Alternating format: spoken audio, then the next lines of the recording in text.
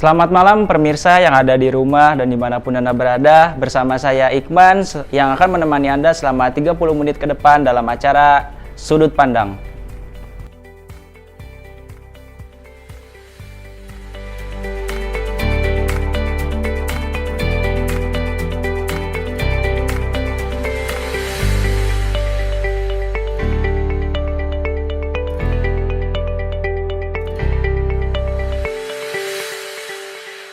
Pemirsa yang ada di rumah, topik pembahasan kita pada malam hari ini ialah persiapan pemilu untuk di tahun 2024 dilihat dari sudut pandang kaum generasi milenial. Generasi milenial dapat dikatakan sebagai suatu aset negara atau kekuatan negara yang diharapkan mampu melanjutkan tongkat estafet khususnya dalam dunia politik.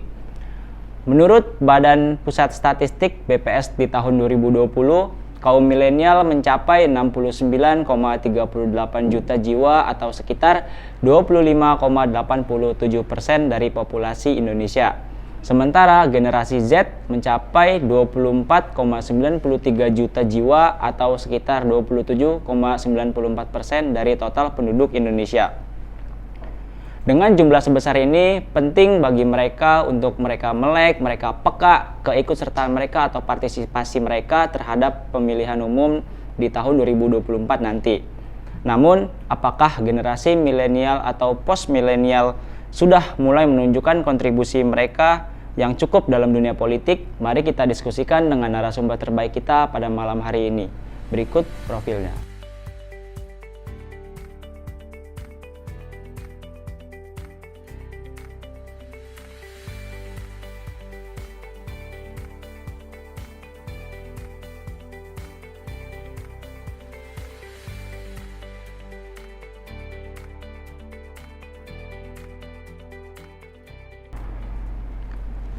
Baik pemirsa yang ada di rumah, sekarang saya sudah bersama dengan narasumber terbaik kita. Selamat datang kepada Bapak Faisal Tommy SIKOM MSI selaku akademis Unis Tangerang. Gimana kabarnya Bapak? Alhamdulillah baik. Dan selanjutnya ada Nur Muspitasari selaku mahasiswa Unis Tangerang. Bagaimana kabarnya Kak? Alhamdulillah baik. Sapaannya apa? Vita aja. Vita. Iya. Oke. Selanjutnya ada Muhammad Tegarianda selaku ketua Hima dari Unis Tangerang. Bagaimana Mas Tegar? Sehat? Alhamdulillah. Alhamdulillah. Nggak apa-apa ya dipanggil Mas Tegar ya? Boleh. Ya, baik Pak. Sesuai dengan topik kita pada malam hari ini, kita langsung aja masuk ke topik pembahasannya, yaitu mengenai persiapan pemilu di tahun 2024, tetapi dilihat dari sudut pandang kaum milenial. Nah, sebelum kita menyoroti kaum milenialnya nih Pak, ada pertanyaan dulu nih buat Kak Vita dan Mas Tegar nih. Sudah seberapa jauh kalian mengetahui atau melihat persiapan pemilu di tahun 2024? Boleh, siapa yang mau menjawab?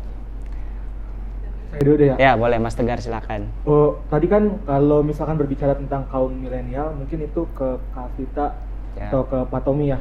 Kalau saya berarti di sini kan sebagai generasi Z ya. Saya ini kan generasi Z. Untuk mengetahui isu-isu sekarang tuh kan kita sedang ada di isu di mana pesta demokrasi 5 tahunan. Sekarang nih udah mulai kelihatan lah gitu. Yeah. Bagaimana partai politik menunjukkan eksistensinya gitu. Jadi untuk sejauh ini sih cara saya untuk mengetahui bagaimana perkembangannya ya, saya tetap untuk melihat berbagai macam di media gitu, di media bisa dari televisi ataupun di media sosial. Karena kan sekarang ini biasanya juga kalau perihal politik itu suka trending juga di Twitter gitu. Jadi mungkin untuk mengikuti sih saya mengikuti gitu, cuma nggak terlalu banget gitu kalau bagi saya gitu. Kalau dari Kak Vita silakan. Ya, kalau saya sebagai mahasiswa sih tentunya kita nggak boleh namanya butakan politik ya, karena mahasiswa, saya ingat satu pesan dari dosen saya namanya Pak Adib. Mahasiswa dalam politik itu ibarat jarum dengan benang, jadi tidak bisa dipisahkan. Cuman zaman sekarang nih yang saya lihat rata-rata milenial itu agak cuek. Jadi ketika misalnya terkait politik mereka udah berstigma negatif. Padahal sebenarnya tidak semua politik itu jahat, tetapi memang permainannya saja berbeda-beda. Itu sih. Dan kalau saya ketika mengikuti perkembangan politik, benar yang dikatakan oleh Tegar tadi, mengikuti melalui media sosial, di Instagram juga banyak, terus juga kebetulan saya terjun di dunia media, jadi tahu sedikit lah tentang pergerakan pemimpinan itu sudah mulai bergerak nih sekarang ini. Itu aja sih. Oke, siap. Nah, kalau untuk Pak Tommy sendiri nih, selaku akademisi UNIS, yang sudah Bapak amati sejauh ini perihal persiapan pemilu yang dilakukan pemerintah atau bakal calon-calon presiden, udah seperti apa, sejauh apa? Oke, persiapan ini saya bukan KPU nih. Tapi dari berita lah ya, ini kan informasi ya. Kalau untuk riset mungkin kalau di akademisi kan sebenarnya kita melihat apa sih masalah yang muncul di masyarakat, sehingga kita amati menjadi sebuah temuan riset, sehingga itu bisa jadi dasar bagaimana pemerintah membangun kebijakan. Misalkan munculnya isu 3 periode kan, itu kan ketika presiden akhirnya mengumumkan bahwa pemilu tetap sesuai jadwal, kalau nggak salah di Februari ya 2024 itu pilpres serentak, yang nanti di akhir tahunnya itu di pemilu kepala daerah ya, disambung itu. Jadi di 2024 ini memang persiapan pemerintah setidaknya sudah lebih awal. Jadi nggak tahu ini positif negatif juga nih cara pandangnya. Kalau kita melihat persiapan pemerintah ya harus lebih dini karena memang membutuhkan kos yang tidak sedikit. Tetapi di sisi lain ini udah mulai muncul capres-capres yang tanda kutip ya, udah mulai genit di media, padahal dia masih pejabat publik gitu. Nah ini yang jadi ya dua sudut pandang tadi. Di sisi lain butuh persiapan yang matang, di sisi yang lainnya juga itu diambil kesempatan buat calon-calon kandidat bakal capres itu untuk menggunakan kekuasaannya ya. Beberapa pejabat publik udah mulai mengkampanyekan diri sebagai kandidat bakal calon gitu. Jadi kalau yang kita lihat di berita sama-sama juga ya mungkin sudah dipublish lah ya beberapa informasi tentang penyelenggaraan pemilu tahun 2024. Oke, baik. Ya Pak, kalau untuk kaum milenialnya nih, sekarang kita menyoroti kaum milenialnya. Anggaplah saya, Mas Tegar dan Kak Vita sebagai kaum milenial. Nah, tanggapan Bapak nih atau harapan Bapak, seberapa penting sih kita nih kaum milenial peka atau keikutsertaan kita terhadap persiapan pemilu nanti Pak? Ya sangat penting sih sebenarnya, karena masa depan bangsa ini kan terletak di pemuda hari ini. Kan ada ungkapan bahwa pemuda hari ini adalah pemimpin hari esok gitu. Jadi mungkin tadi dikoreksi milenial itu ya, saya milenial memang kan kelahiran 81 sampai 2000-an ya. Kalau yang di atas 2000-an udah generasi yang lain sebenarnya, generasi Z. Tapi ya dari dua generasi ini sebenarnya nggak terlalu timpang ya, ketimbang yang di bawah 80 tahunan yang old school banget gitu kan. Kita sekarang udah cakap teknologi. Yang kunci milenial itu kan milenium ya. Di abad 21 ke sini dulu ada namanya Panji milenium tuh. Jadi milenial itu ya generasi saya sih dulu lebih tepatnya. Kalau sekarang generasi Z yang bonus demografi sering orang gaung-gaungkan itu ya dihadapi Indonesia pada tahun 2024 itu udah masuk ke bonus demografi. Karena jumlah populasinya 54% dari total penduduk Indonesia. 54%-nya itu ya di usia produktif gitu. Maksud bonus demografi itu ya usia produktif. Sehingga ini jadi penting ketika milenial enggak peduli dengan politik, maka masa depannya juga ngegantung gitu. Ya, menggantung artinya kalau kita lihat founding fathers dulu umur 14 tahun udah masuk organisasi Jong Java misalnya, Soekarno dulu ya. 14 tahun udah masuk Jong Java. Umur 25 udah bikin study club di kampusnya nih usia mahasiswa. Umur 26 dia bikin partai politik gitu, PNI itu ya. Jadi keterlibatan milenial kalau dikatakan fase usia produktif itu ya memang yang ngegerakin politik Indonesia itu anak-anak muda. Walaupun sekarang akhirnya dikuasai oleh elit-elit yang old school tadi, ya ini dinamikanya, ini yang harusnya kita ambil posisi sebagai anak muda gitu. Oke Pak, lanjut sedikit aja nih Pak. Seperti yang tadi sudah dikatakan Mas Tegar dan Kak Vita, mereka banyak mengikuti melewati sosial media. Nah, banyak juga nih calon-calon bakal presiden yang mengkampanyekan dirinya melewati sosial media. Nah, kita sebagai kaum milenial nih Pak, tips atau antisipasi yang Bapak bisa berikan kepada kaum milenial terhadap jeratan berita hoax atau informasi-informasi hoax? Nah, ya. Jadi ini juga masalah yang jadi dua sisi mata uang lah. Kalau tadi jarum dan benang, kalau saya ibaratkan dua sisi mata uang. Media ini kita gunakan sebagai alat apa tujuan? Sama kayak politik. Pada dasarnya kan politik itu sendiri kan strategi kita untuk mencapai tujuan, bukan berpolitiknya sendiri yang jadi tujuan kan. Tujuannya adalah kesejahteraan. Nah, begitupun penggunaan media. Ini kita mendapatkan informasi yang benar, yang valid, yang reliable gitu kan. dengan begitu banyak berita-berita hoax itu lawannya. Jadi ada benar ada salah itu suatu sesuatu yang harus ada gitu. Oposisi binernya kan gitu ya, lawannya benar atau salah, baik atau buruk gitu. Jadi ya banyak didiskusikan lah di kelas-kelas atau di ruang-ruang publik tentang hoax. Karena memang hoax itu ya hampir malah informasi yang beredar itu malah kebanyakan hoax di kita. Jadi kalau kata seorang akademisi juga, saya kutip, misalnya kata Rocky Gerung, bahwa untuk menangkal hoax itu ya kita mengupgrade intelektualitas kita gitu. Logika berpikir kita di-upgrade. Jadi orang-orang yang kena hoax itu sebenarnya dia memiliki kecacatan berpikir. Kalau di materi itu namanya kesesatan berpikir. Jadi sehingga dia tidak bisa berpikir secara sehat, yang pada akhirnya dia termakan hoax tadi. Jadi banyak cara lah kalau di teori itu banyak kan. Yang intinya adalah kalau dalam fikih jurnalistik saya agak mengikuti juga tentang dengan berita kita kan cenderung pengen langsung share ya.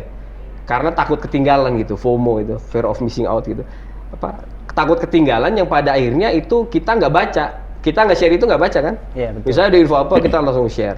Padahal kita belum cek sendiri validitas datanya. Bahkan kalau bisa dikatakan media di Indonesia ini cuma satu yang dia punya lisensi fact checking gitu, cek fakta media loh ya. Waktu itu kalau nggak salah Tirto itu cek fakta. Sementara media lain nggak tahu nih. Nah selain itu ada Kominfo dan seterusnya gitu. Nah disinilah pada akhirnya balik lagi kalau bagaimana menangkal hoax ya kita upgrade intelektualitas kita untuk bagaimana menemukan informasi yang benar dengan tidak terburu-buru menjustifikasi suatu informasi yang belum diketahui kebenarannya. Dalam artian dalam sederhananya kita harus bersikap kritis gitu Pak. Ya bisa jadi kritis juga bagian dari bagaimana kita memilah dan memilih mensortir ini benar atau salah. Kalaupun itu benar, ini bermanfaat atau enggak. Kalau nggak bermanfaat tapi kita share, ya juga kan sebenarnya bukan hoax tapi nggak bermanfaat juga informasinya. Oke, baik Pak. Super sekali ya teman-teman jawabannya. Para produser juga di rumah pasti sudah mendengarkan, ada banyak banget yang sudah dikerahkan sama Pak Tommy dan Kapita dan Mas Tegar terhadap persiapan pemilu di tahun 2024. Tapi kita tahan dulu sebelum kita lanjut. Saya dan tim ini sudah menyiapkan beberapa video tentang sosial eksperimen dengan masyarakat dan kaum milenial terhadap persiapan pemilu atau fenomena yang terjadi saat sekarang. Berikut videonya.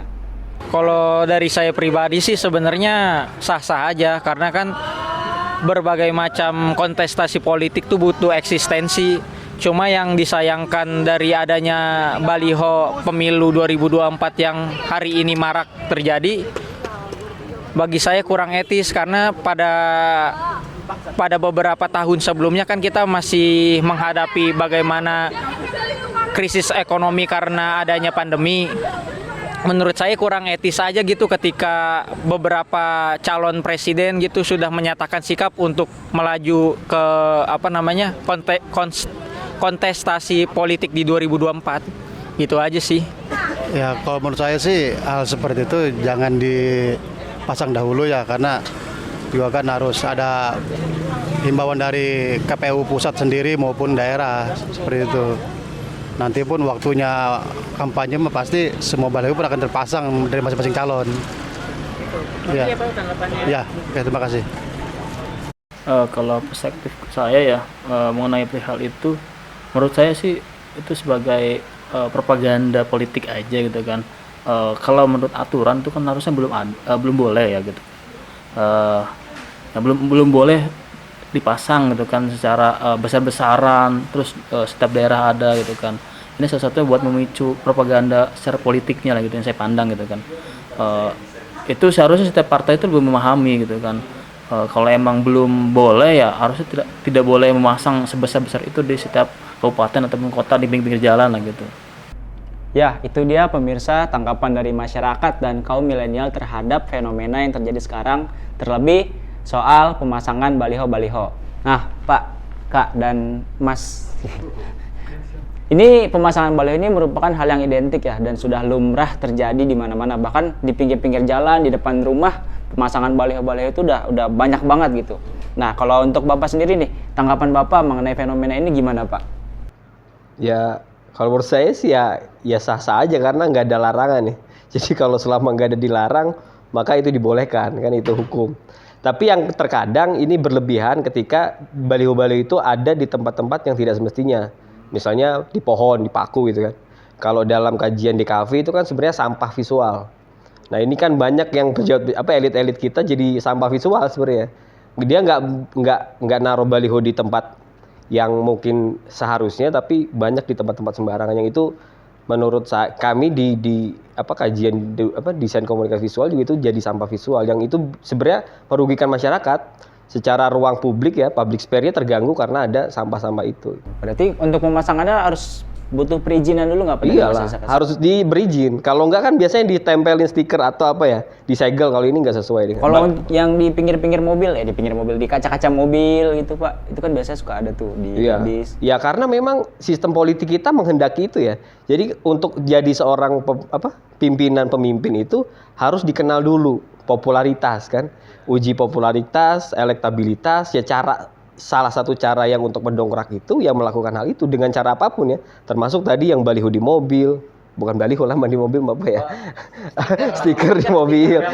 Kalau baliho kan ya di tempat-tempat ruang-ruang publik yang udah ditentukan gitu, dan memang itu, tapi itu jadi kajian kritis juga sebenarnya.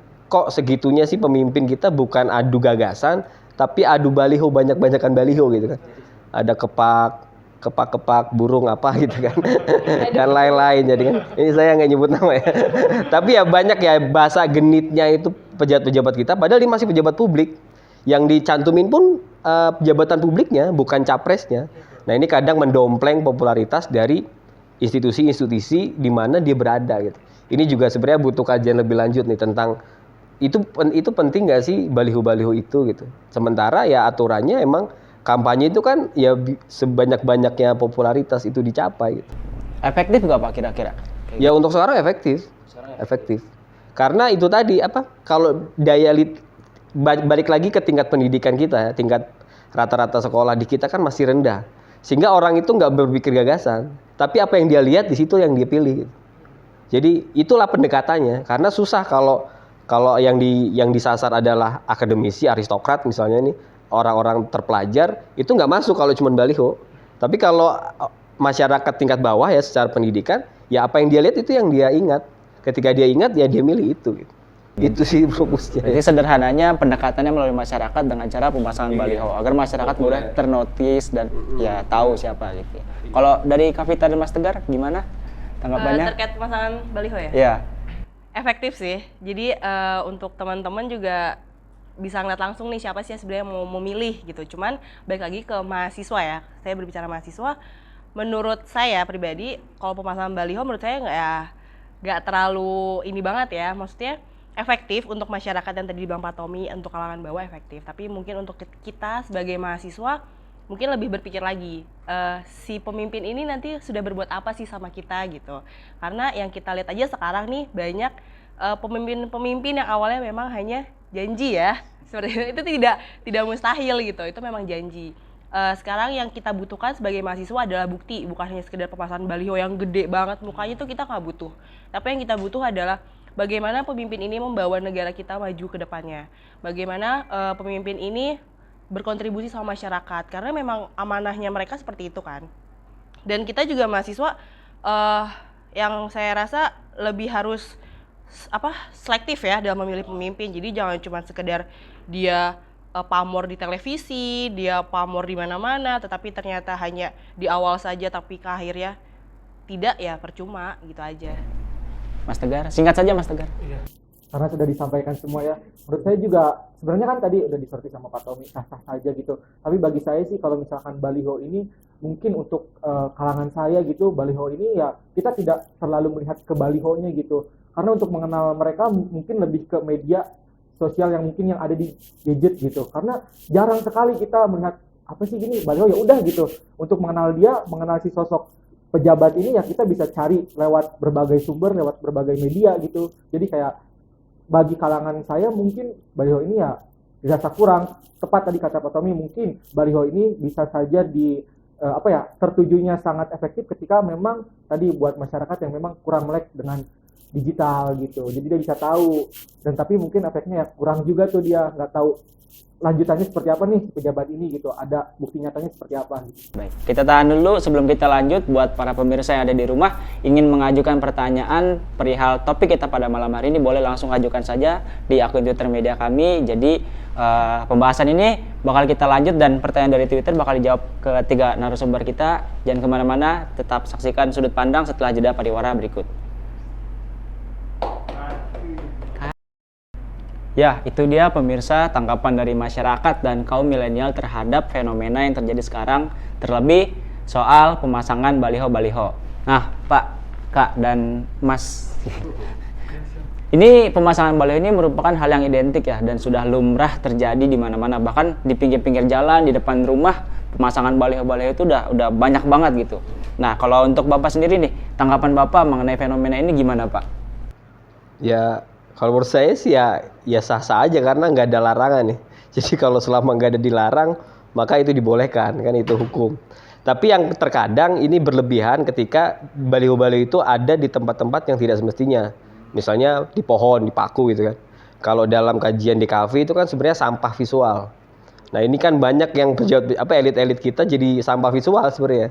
Dia nggak naruh baliho di tempat yang mungkin seharusnya, tapi banyak di tempat-tempat sembarangan, yang itu menurut kami di kajian desain komunikasi visual juga itu jadi sampah visual, yang itu sebenarnya merugikan masyarakat secara ruang publik ya, public sphere-nya terganggu karena ada sampah-sampah itu. Berarti untuk pemasangannya harus butuh perizinan dulu nggak? Iyalah, harus diberi izin. Kalau nggak kan biasanya ditempelin stiker atau apa ya, disegel. Kalau ini nggak sesuai dengan. Kalau yang di pinggir-pinggir mobil ya, di kaca-kaca mobil gitu Pak, itu kan biasanya suka ada tuh di. Ya karena memang sistem politik kita menghendaki itu ya. Jadi untuk jadi seorang pemimpin itu harus dikenal dulu popularitas kan, uji popularitas, elektabilitas, ya salah satu cara yang untuk mendongkrak itu yang melakukan hal itu dengan cara apapun ya, termasuk tadi yang baliho di mobil, bukan baliho lah di mobil apa ya, stiker di mobil. Kalau baliho kan ya di tempat-tempat ruang-ruang publik yang udah ditentukan gitu, dan memang itu, tapi itu jadi kajian kritis juga sebenarnya. Kok segitunya sih pemimpin kita bukan adu gagasan, tapi adu baliho, banyak-banyakan baliho gitu kan, ada kepak burung apa gitu kan dan lain-lain. Jadi kan ini saya nggak nyebut nama ya tapi ya banyak ya bahasa genitnya itu pejabat-pejabat kita, padahal ini masih pejabat publik yang dicantumin pun jabatan publiknya bukan capresnya. Nah ini kadang mendompleng popularitas dari institusi-institusi di mana dia berada gitu. Ini juga sebenarnya butuh kajian lebih lanjut nih tentang itu penting nggak sih baliho-baliho itu gitu. Sementara ya aturannya emang kampanye itu kan ya sebanyak-banyaknya popularitas itu dicapai gitu. Efektif nggak Pak kira-kira? Ya untuk sekarang efektif. Karena itu tadi kalau daya balik lagi ke tingkat pendidikan kita ya, tingkat rata-rata sekolah di kita kan masih rendah. Sehingga orang itu nggak berpikir gagasan, tapi apa yang dia lihat di situ yang dia pilih. Gitu. Jadi itulah pendekatannya. Karena susah kalau yang disasar adalah akademisi, aristokrat misalnya nih, orang-orang terpelajar, itu nggak masuk kalau cuma baliho.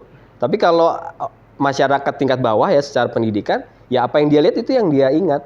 Ketika dia ingat ya dia milih itu. Gitu. Itu sih fokusnya. Jadi sederhananya pendekatannya melalui masyarakat dengan cara pemasangan baliho agar masyarakat mudah ternotis dan ya tahu siapa gitu. Kalau dari Kavita dan Mas Tegar gimana tanggapannya? Terkait pemasangan baliho ya? Iya. Efektif sih. Jadi untuk teman-teman juga bisa ngeliat langsung nih siapa sih yang sebenarnya mau memilih gitu. Cuman balik lagi ke mahasiswa ya. Saya berbicara mahasiswa. Menurut saya pribadi, kalau pemasangan baliho menurut saya nggak terlalu ini banget ya. Maksudnya efektif untuk masyarakat yang tadi dibilang Pak Tommy, untuk kalangan bawah efektif. Tapi mungkin untuk kita sebagai mahasiswa mungkin lebih berpikir lagi, si pemimpin ini nanti sudah berbuat apa sih sama kita gitu.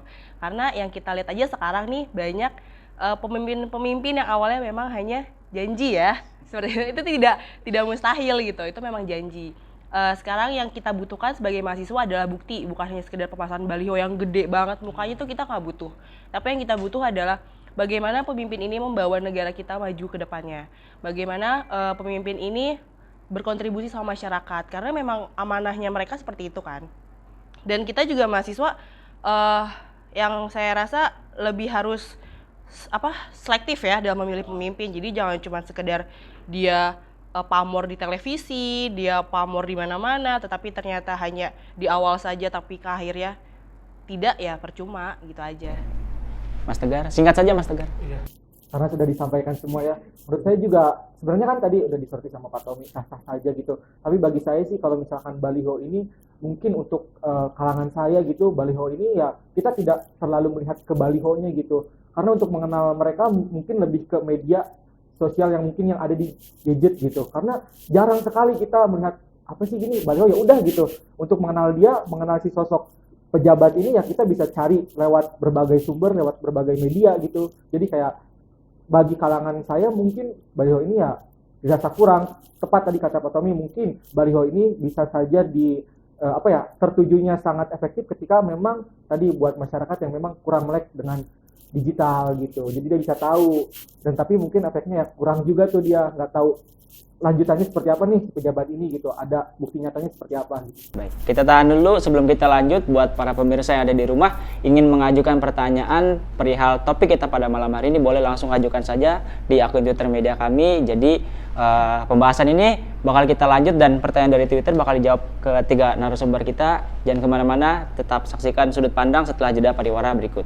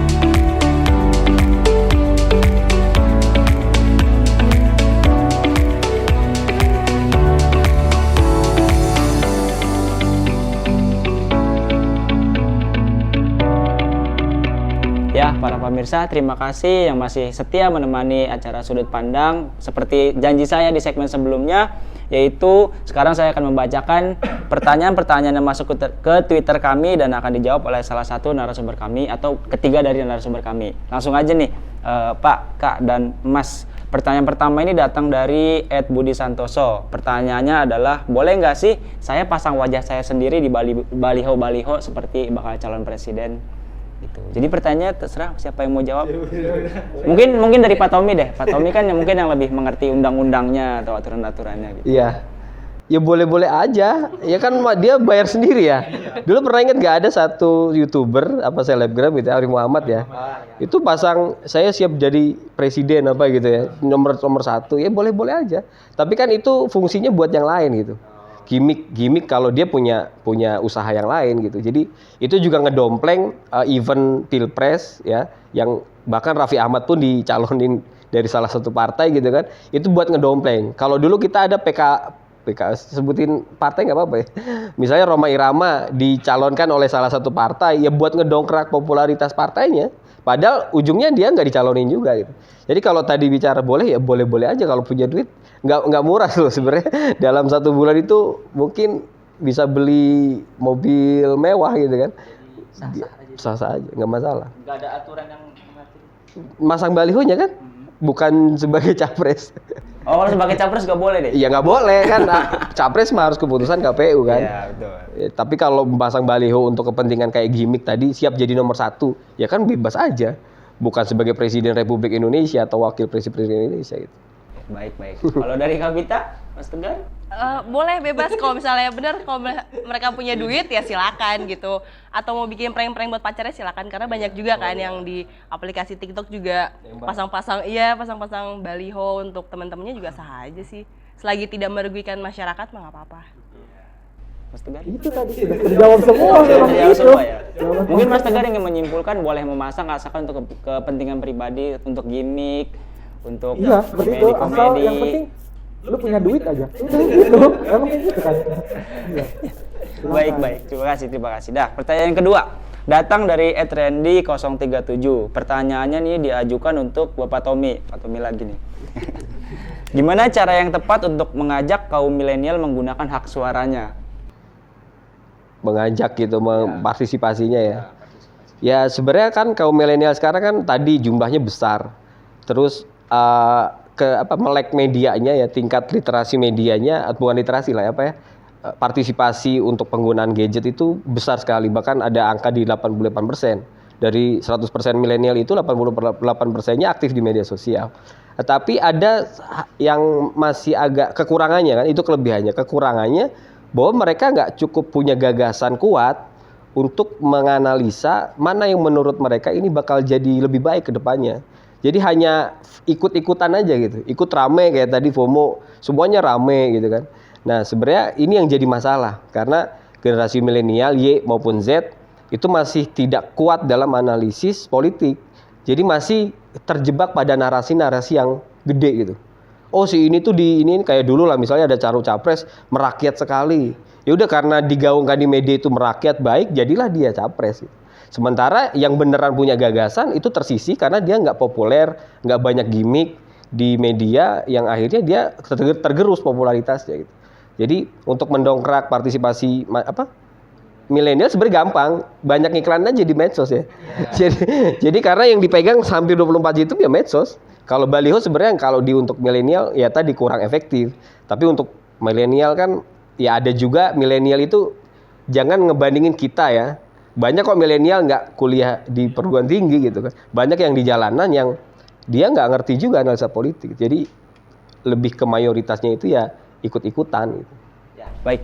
Oke, pertanyaan terakhir deh. Datang dari @ica_abc, diajukan untuk Mas Tegar. Kali ini untuk Mas Tegar. Tanggapan Mas Tegar terhadap orang yang memilih golput. Bagaimana, Mas? Sangat disayangkan aja sih untuk teman-teman yang emang memilih golput. Padahal kan tadi benar yang dikutip dari Pak Tommy, mengutip juga dari tokoh bahwasanya masa depan sekarang ini ada di tangan anak muda kan gitu. Harusnya kan anak muda ini bisa menentukan pilihannya untuk masa depan bangsa. Tapi sangat disayangkan masih ada yang ikut-ikutan tadi, terus juga sangat disayangkan dianya analisisnya kurang. Padahal ya itu tadi benar tuh, sangat benar banget tuh. Kalau misalkan popularitas kalah popularitas gitu. Padahal gagasan dia lebih bagus. Cuma itunya dia kurang. Nah itu sih. Jadi sangat disayangkan aja gitu. Ya, baik. Terima kasih Mas Tegar, Kapita, dan Bapak Tommy. Ada lagi pertanyaannya? Tidak lagi? Oh, nggak ada. Ya, baik. Pertanyaan itu sekaligus menjadi penutup perjumpaan kita pada malam hari ini. Terima kasih kepada Pak Tommy, terima kasih kepada Kapita dan Mas Tegar yang sudah menyempatkan waktunya untuk berbincang bersama kita pada malam hari ini. Terima kasih juga kepada para pemirsa di rumah. Terima kasih kepada tim dan jajaran semuanya. Jangan lupa dan jangan lewatkan, terus saksikan Sudut Pandang setiap jam 08.00 sampai jam 08.30 hanya di channel kesayangan Anda. Sampai jumpa dan terima kasih.